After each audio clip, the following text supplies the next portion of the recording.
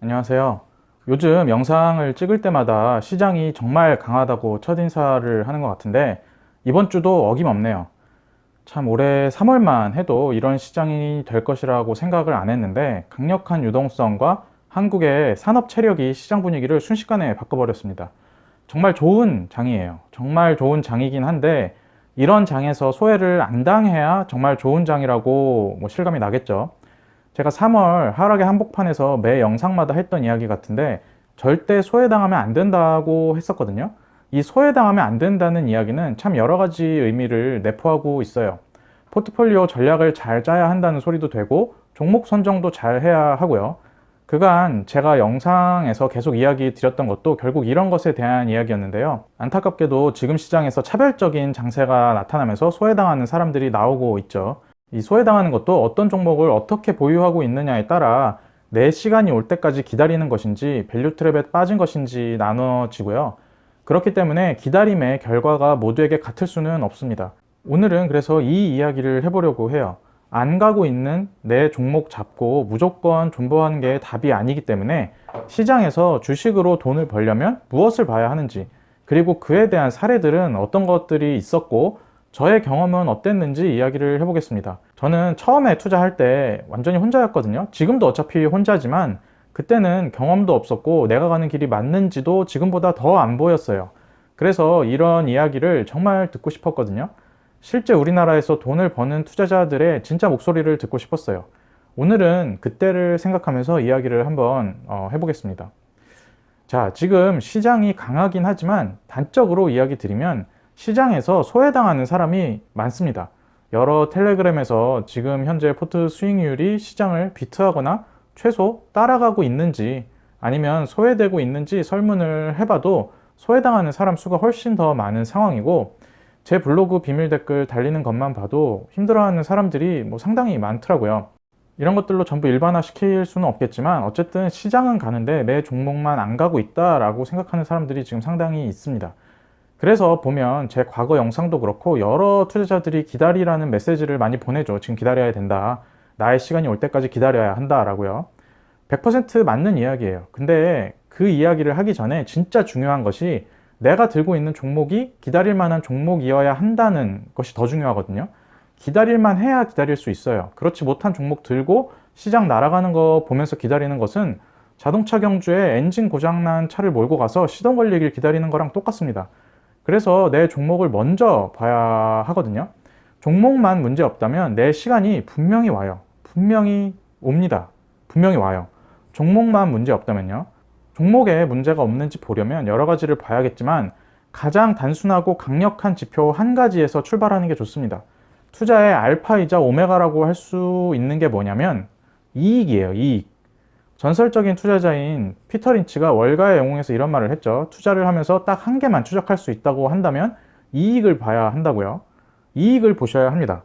그래서 가치 투자이자 기본적인 투자를 지향하는 모든 투자 전설들의 책에 공통적으로 퍼에 대한, PER에 대한 이야기가 나오는 거예요. 이익은 곧 EPS고 EPS는 곧 PER이랑 연결이 되거든요. 여기에 기업의 이익과 이익에 따른 주가 적정성이 다 녹아 있어요. 물론 BPS를 보고 하는 자산주 투자도 있지만 자산주 투자는 제가 생각하기에는 정말 고수의 영역이고 더 높은 수준의 기다림이 있어야 하는 영역이니까 제외하고, 일반적인 경우를 보면 EPS와 PER을 꼭 보고 내가 투자하는 회사를 판단을 해야 됩니다. 지금 현재 과거까지의 EPS 흐름도 중요하지만 지금부터 EPS의 흐름이 어떻게 될지 꼭 생각을 해보셔야 돼요. 투자는 결국 미래를 상대하는 일이잖아요. 구체적으로 다음 분기에 이익이 어떻게 될지 예측하는 것도 미래가 되겠지만 러프하게 큰 산업의 흐름을 생각하는 것도 미래를 생각하는 일입니다. 그래서 EPS의 흐름이 증가할 것으로 예상되는데 PER로 보면 명백하게 싸다고 생각된다면 거기다가 훌륭한 배당까지 있다면 그것이야말로 시간이 내 편이 되는 것이고요. 내가 물렸는데 향후 EPS 흐름을 생각해보니 썩 긍정적이지 않다면 물렸음에도 불구하고 그냥 마냥 버티는 것이 독이 될 수도 있습니다. 같은 기다림이라도 많이 달라요. 주식은 결국 EPS라고 생각을 하거든요. 피터 린치가 이익을 보라고 한 것도 그렇고, 모니시 파브라이가 하방이 막히고 상방이 열린 투자를 하라고 한 것도 그렇고, 필립 피셔가 성장하는 주식을 평생 보유하라고 한 것도 그렇고, 하워드 막스가 위치를 봐야 한다고 이야기하는 것도 결국 전부 EPS와 PER을 봐야 한다는 뜻으로 다 연결이 되고 일맥상통하거든요. 결국 이익이에요. 그리고 이익을 보는 것이 가장 쉬운 길이기도 합니다. 시장에는 때에 따라 면밀하게 보지 않아도 그 큰 흐름이 흘러가는 것이 명백하게 보일 때가 있어요. 가장 가까운 예를 들어 드리면요, 반도체라고 할 수 있습니다. 반도체는 제가 가입자 게시판에는 여러 차례 이야기를 했었고, 산업 전반에 대한 리포트가 나올 때마다 굉장히 자주 제 생각을 그 게시판에 공유 드렸던 섹터인데요.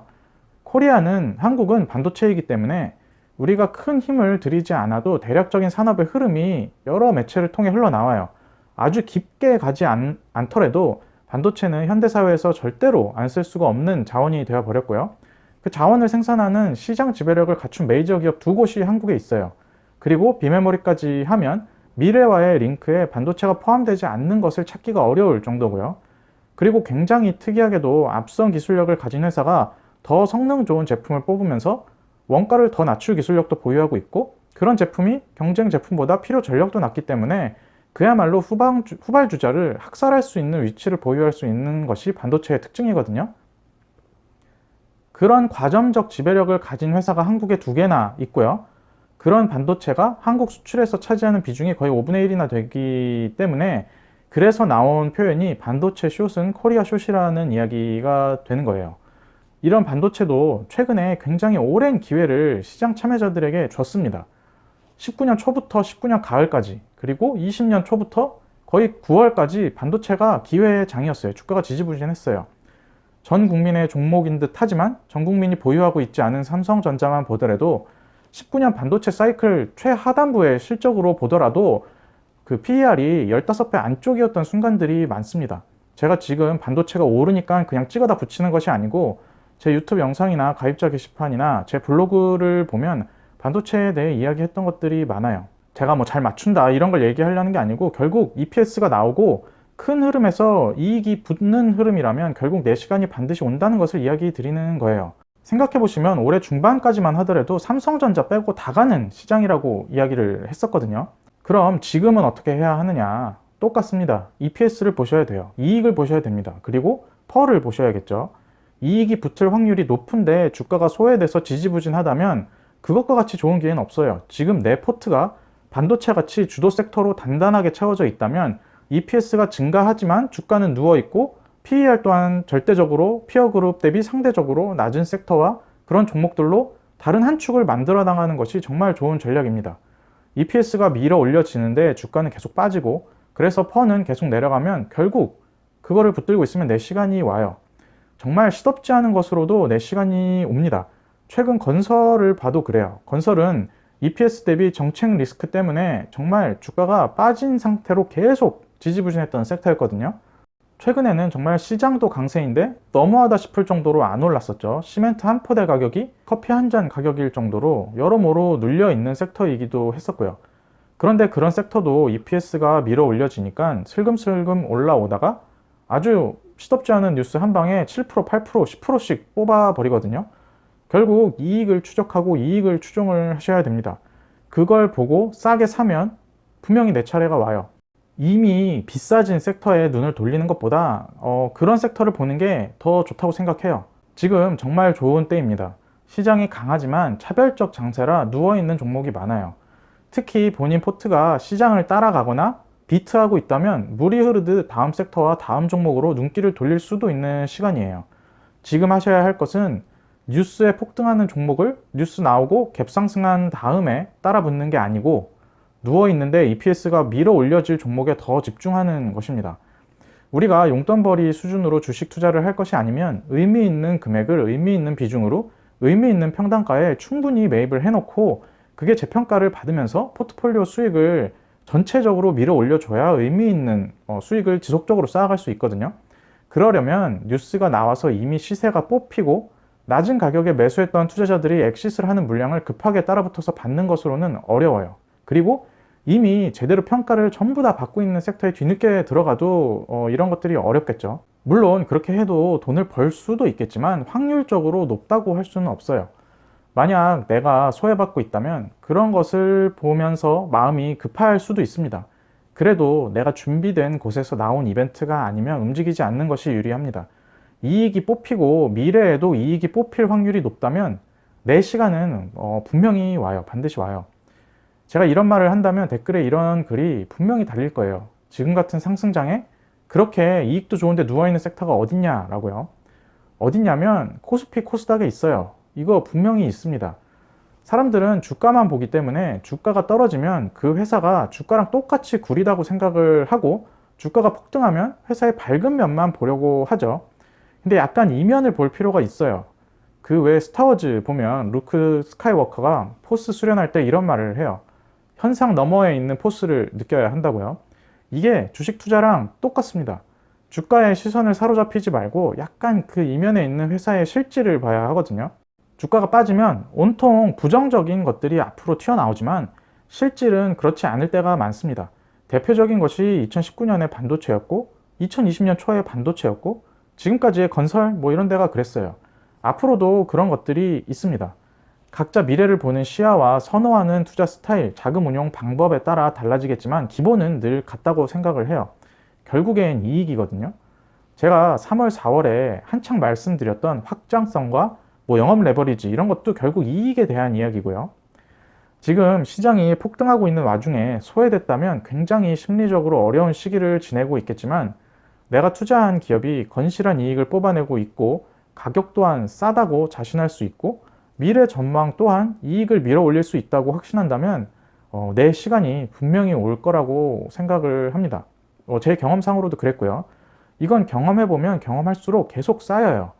이거 되는구나. 이거 내 시간이 반드시 오는구나 라고 생각이 되거든요. 한 번의 경험이 진짜 중요하겠죠. 그리고 이런 확신이 있어도 몰빵 치는 것은 위험하다고 말씀을 꼭 드리고 싶습니다. 투자에서 100%란 건 없잖아요. 내가 확신해도 틀릴 수 있어요. 아무리 나한테 유리한 전장에서 싸움을 한다고 하더라도 내가 질 수 있거든요. 다만 그런 확률 높은 싸움이 계속 이어진다면 결국 내 포트도 이길 확률이 계속 올라가겠고요. 꼭 한 방에 모든 승부를 보려고 막 다 몰빵 쳐버리지 마시고 지속 가능한 투자를 해야 한다고 저는 생각을 합니다. 지금 같은 때가 투자하기도 좋지만 실수하기도 좋은 시절이니까 꼭 두들기면서 앞으로 가셨으면 좋겠습니다. 저 또한 계속 두들기고 있고요. 오늘 제가 드릴 이야기는 여기까지였고요. 들어주셔서 감사합니다.